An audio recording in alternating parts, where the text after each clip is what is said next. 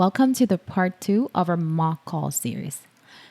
Before we begin, I want you to pay attention to the product knowledge. I want you to pause the video to familiarize what is in the product knowledge of this mock call. In this way, you will be able to answer better and understand why the call center agent is saying what she is saying during the mock call. My purpose in creating these mock calls is to make them as realistic as possible, hence the product knowledge, because you're going to be studying the product knowledge in an actual mock call. 1, 2, 3, ring. Hi, thank you for calling Hotel California. This is Candice. How may I help you? So here is the agent's opening spiel. It contains the greeting, the company name, the agent's name, and the question, how may I help you? So that was correct. Now, let's listen to the customer's reason for his call. Hi Candice, this is Steven. I'd like to book for 4 people, please. And that would be for August 18th. Sure, Steven. I'd be happy to help you with that. So that was the step 2 in the call flow, which is empathize, apologize, or assure. So let me ask you a question to see if you understand what we discussed in part 1. Which of the 3 do you think did the agent do? Did she empathize? Did she apologize? Or did she assure?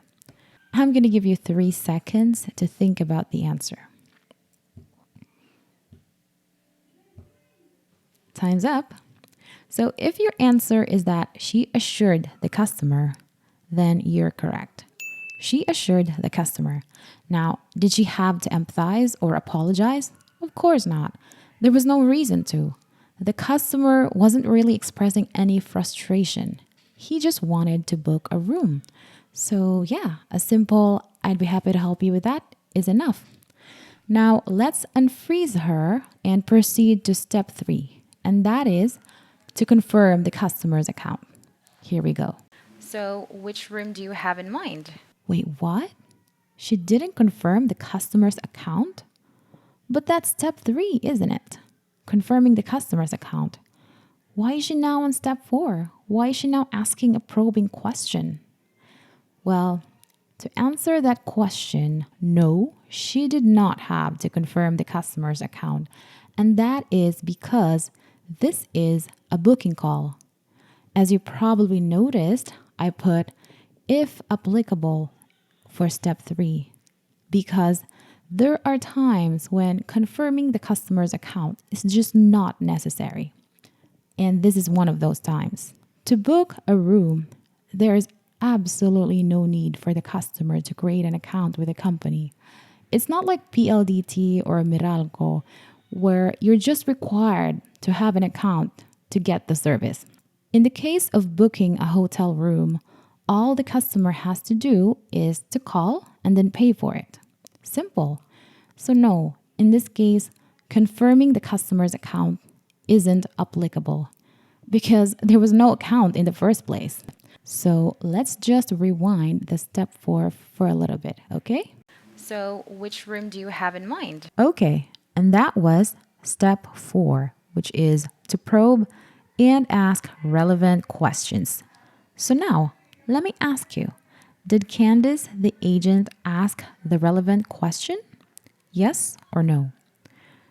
Again, another 3 seconds to answer this question. Time's up. And the answer is heck yeah, she did. Remember, the customer wanted to book a room. So the first common sense question to ask would be, which type of room do you want to book? This is therefore a big check. Actually, I gotta tell you first that I am super busy. So I haven't been able to browse through your website and I don't really know the rooms you have right now, but I could give you my requirements and then you suggest the best rooms for me. Could we do that? And here presents the challenge. Steven, the customer, did not do his research, so he doesn't know which room to book. So now, in addition to booking a room for Steven, Candice has another task, and that is to find the right type of room for Steven. Fortunately, Steven have specific requirements. Now, all Candice has to do is to find out Steven's requirements and then suggest the best room for him according to those requirements. So let's unfreeze them, shall we? Absolutely. What do you need? So there are four of us, including me, and we need something with a Wi-Fi and maybe a swimming pool. So, according to Steven, he and his friends would need something with a Wi Fi and a swimming pool. Gotcha. This here, ladies and gentlemen, is where the product knowledge comes in. We should now refer to the product knowledge. So, what should Candice do? Should she recite the four different rooms to Steven along with their amenities? Yes or no? I'm going to give you another 3 seconds to answer that. And timer starts now. Time's up. And the answer is heck no. Candice should not read the amenities for each room. Doing so would take too much time. Remember, your goal as an agent is to make the customer's life easier by saving the customer time. So, what should you do? In this case, you need to narrow down Steven's choices by using his requirements. Now, remember he said that he wanted something with a Wi Fi and a swimming pool? Well, use that information. What you have to do is to look for the rooms with a Wi Fi and a swimming pool. And according to our product knowledge here, the rooms that meet these requirements are the Deluxe King and the Deluxe Double. They both have a swimming pool and a Wi Fi. So now we can now ignore the Classic King and the Classic Double since they do not meet Steven's requirements. So let's take note of this info for now and let's first see what Candice would reply to Steven, okay? Unfreeze. Got it. Will you four be staying in one room or separate rooms? Okay, now you might wonder, why exactly did Candice ask that question? And the answer to that is that she wanted to further narrow down Steven's options. Now remember, there are currently 2 rooms that meet Steven's requirements, the Deluxe King and the Deluxe Double. Now, her reason for asking that question is to be able to pinpoint the better room between the two. Because we know so far that there are 4 people who will be staying at the hotel, right? But at this point, we don't really know yet whether these 4 would be sharing a room or having them separate. So, Candice's question here is her second probing question in this call. Remember, you can ask as many probing questions as you need until it gets you to the answer. So now, let's hear Steven's reply. Oh, sorry, I forgot to tell you. That would be separate because you see, we're 2 couples, so we need 2 rooms. See what I mean by asking relevant questions? Now, Candice knows exactly what the best room for Steven is, and that is I see. So in that case, I recommend 2 deluxe kings. Each room has a king size bed, which fits 2 people, a Wi Fi, and access to a swimming pool, and free lunch and breakfast. All of these for $200 each. And that's going to be $400 for 2 rooms. How does it sound? perfect, just perfect. By asking Steven 2 simple questions in this call, Candice was able to narrow down his options from 4 to 1. And now, all Candice has to talk about is 1 room instead of 4. Time saved. Let's now hear Steven's reply. Ooh, that is a bit too much. That's a bit expensive. Actually, do you maybe have something more affordable than that? It's just that now that I think about it, I remember there's a beach close to your hotel, so we will probably just take a trip there. and you can take out the swimming pool. Is that possible? Well, it turns out that Steven actually has another requirement, which is a more affordable price tag. Now, is this Candace's fault that she didn't ask about his budget? Not at all. Remember, at the start of the call, Steven was pretty specific about his requirements. He wanted a Wi Fi, he wanted a swimming pool, but he didn't mention a cheaper price tag. And based on Steven's initial requirements, Candace was able to recommend the best room for him. But now that Steven is having a change of mind, well, Candace has to adjust and find another room that best suits Steven's new requirements, which is now a room with a Wi Fi, no swimming pool necessary, two rooms that fit two people each, and a cheaper price. So, guys, I need you to answer this. Which do you think is the best room that now meets these requirements? For this question, please pause the video and refer back to the product knowledge. All right? I'm going to give you 3 seconds to answer. And time's up.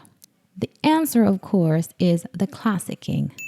It has a Wi Fi, it fits two people each. It doesn't have a swimming pool, but it's almost half the price of the Deluxe King.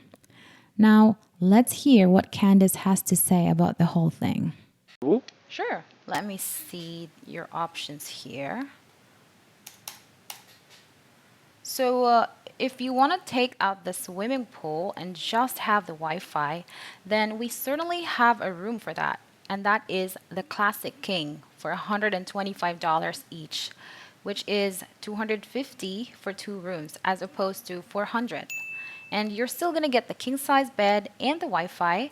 But I have to tell you, Steven, aside from having no swimming pool, you will also only get a free breakfast instead of lunch and breakfast. Is that okay with you?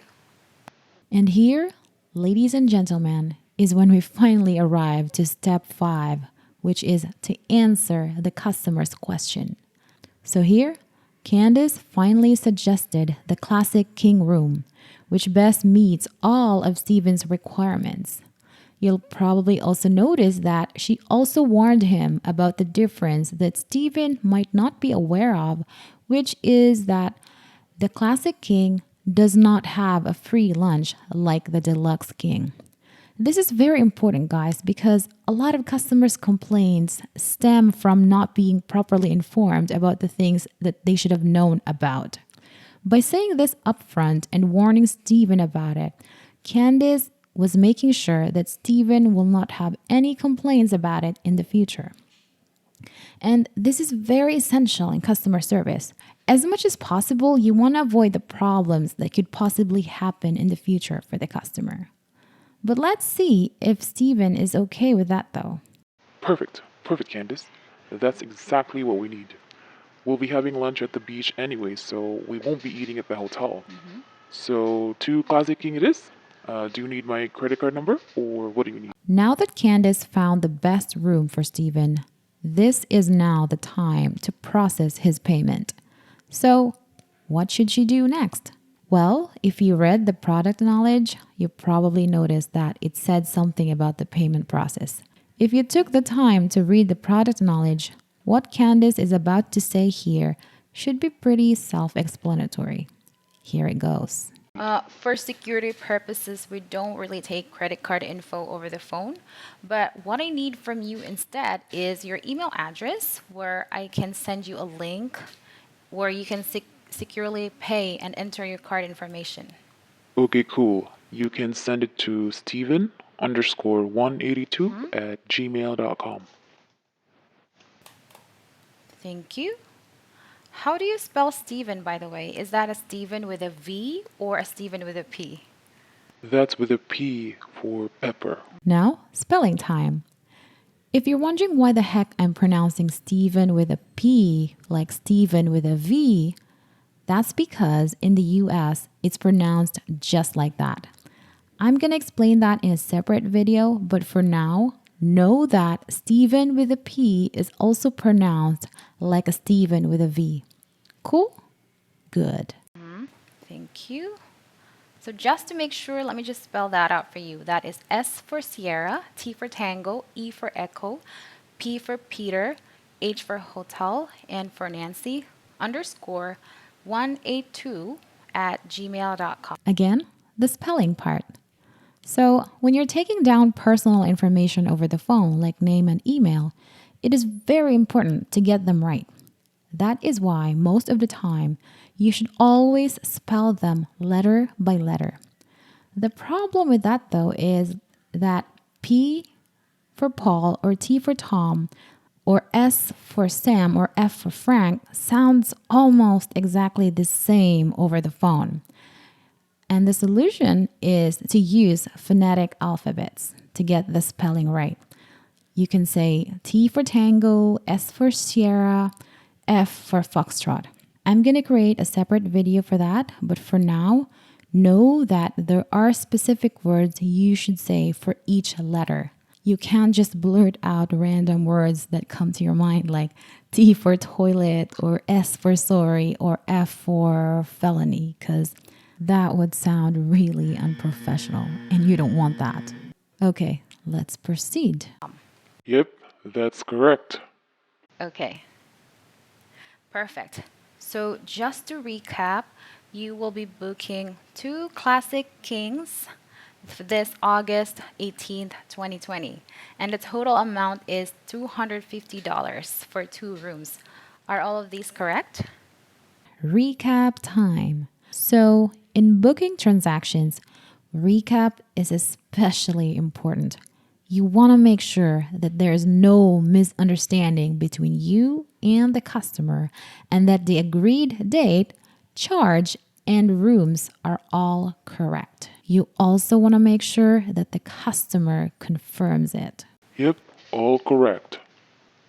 Thank you, Stephen. So after this call, you should receive an email from booking@calihotel.com.